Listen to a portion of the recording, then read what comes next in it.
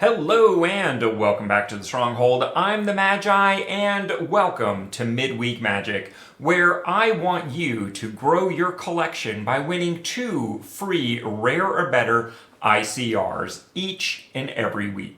This week, MidWeek Magic is bringing us another new format, Standard Cascade. Bring your 60-card standard deck. The first time you cast a spell each turn, you get to cast another less expensive card from your library without paying its mana cost. What a bargain. And let me tell you, nobody loves a bargain like the Stronghold. So you know what time it is.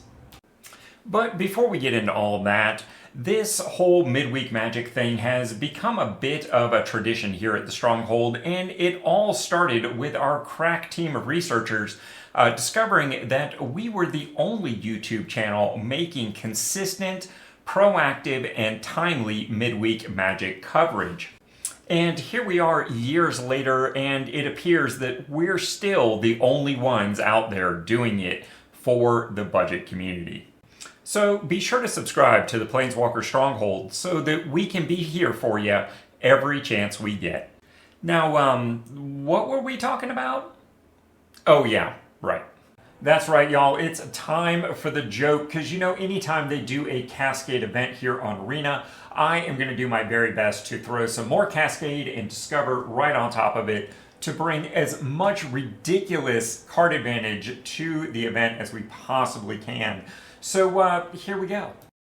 For those that may not know, Cascade was the original keyword mechanic of this type, and it was a cast trigger that basically allowed you to cast an additional free spell of a lesser mana value. And, well, it turns out it was fairly broken.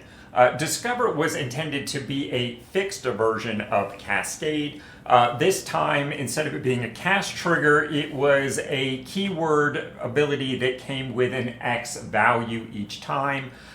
Just like Cascade, when you discover, you reveal cards until you hit a value of X or less.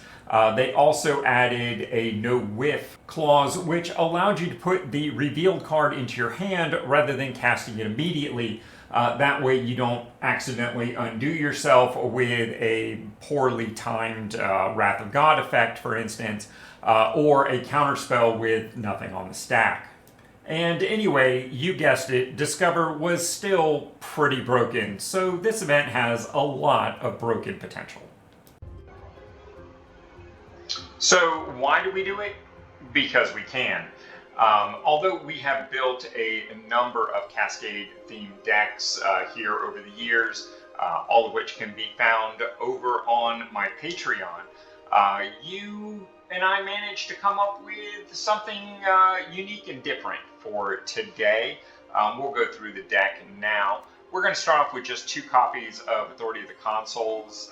Forcing our opponent's creatures to come into play tapped is a major concern, especially since some people are going to be building like green, hasty attack as soon as they come into play sort of things. And also gaining life as those creatures of our opponents come into play, going to be a big advantage for us. Next up, we've got a Blink package, and that is 4 copies of Getaway Glamour, 1 copy of Charming Prince, and 2 Parting Gust. All of these will allow us to blink our Discover creatures for extra value, as well as some additional prototype technology that we'll go over here in just a moment. Next up, we've got 4 copies of Monstrous Rage and 4 copies of Sheltered by Ghost, because those cards are just super good for their color, and really they're, I think, the best uncommons for those individual colors. There's no reason not to play those. We've got Prideful Parent in here just as a Foundations common that gives us card advantage, also makes a pretty decent blink target, and many of our Discover triggers will discover Cascade into 3 very easily. One of those, of course, being Atali's Favor. This is really the only super situational card in here, because if we don't have a creature that we can play it onto, we missed the opportunity to play the Atali's Favor for free, as well as get an additional Discover 3 trigger. Hopefully that doesn't happen all that much. Hopefully we have enough creatures and tokens to make that work. Now, as far as prototype technologies, we've got a single copy of Steel Seraph, as well as a 3-fold Combat Thresher. These are really nice because you can play them for, in this case, both 3 mana. But if you have the opportunity to blink them, you can get much bigger, stronger versions of the creature into play. And both of them bring something unique. Steel Seraph pumps our other creatures, and of course Combat Thresher comes with an onboard double strike and draws a card when it ETBs. So a great blink target, especially if we prototype it. We take it from a 1/1 to a 3/3 double strike, and we get to draw a second card. Of course, Geological Appraiser is in here for its discover value, as well as Quintarius Khand, Planeswalker. If you have a copy of this, run it. If you don't worry about crafting it. It's not worth a Mythic wildcard. But it does give us a nice Discover 4 trigger, as well as creating token creatures. And its ultimate is exile any number of target cards from your graveyard, add red for each card exiled. This way, you may play those cards this turn. So if they manage to deal with some of our permanents, it gives us a way to get them back and hopefully close out the game. And of course, I think everybody knows I love Trumpeting Carnosaur. Not only is this a 6 mana 7/6 with trample and a Discover 5 trigger, it's also a 3 mana 3 damage to target creature or planeswalker removal spell. It just doesn't get much more versatile than that. Gotta love it. And of course, if we play it for the 3 as removal and it's in our yard, Quintus Khan may be able to let us play it from there. The mana base is a pretty stronghold standard here, a lot of basics, those dual lands that come in the starter, and of course pieces of my own unique land package for budget players. As you know, most of these Midweek Magic decks are hard to test in advance because, well, the format doesn't often exist that we want to test it in, so realistic conditions just aren't there. But I do like to throw it up against Sparky just to get a little viability check and see how the mana runs for the deck. So here is one such example.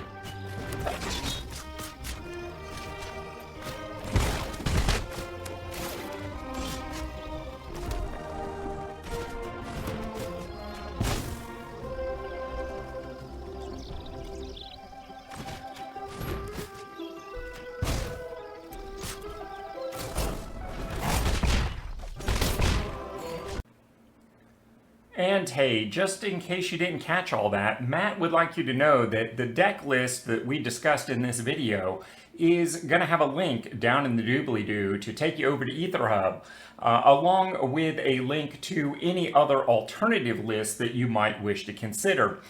He only asks that you give it a little thumbs up when you're over there checking out the deck list.